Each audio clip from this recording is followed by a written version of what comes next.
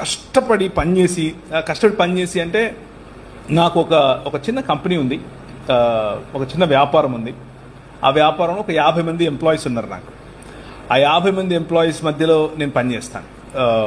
దాన్ని business as a machine అని పిలుస్తాం. అంటే వ్యాపారాన్ని పరిచర్యగా చేయటం. అంటే మనకు మామూలుగా రెగ్యులర్గా కనిపించే మోడల్ ఏంటంటే పరిచర్యని వ్యాపారంగా చేయటం. అలా కాకుండా వ్యాపారాన్నే పరిచర్యగా చేయటం. ఈ మోడల్ను నేను ఎంచుకున్నాను. ఆ ఎంచుకున్న మోడల్లో నేను పనిచేసే రోజు నేను నా భార్య కనీసం రోజుకు ఒక 14 నుంచి 16 గంటలు కష్టపడతాం. కానీ ఈ పిల్లలను తర్వాత మేము నడిపే అంబులెన్సెస్, తర్వాత మేము కొంతమంది రోడ్డు మీద పడిపోయిన వాళ్ళంతా వస్తాం, తీసుకొచ్చి వారి కట్లు కట్టడం వగేరా.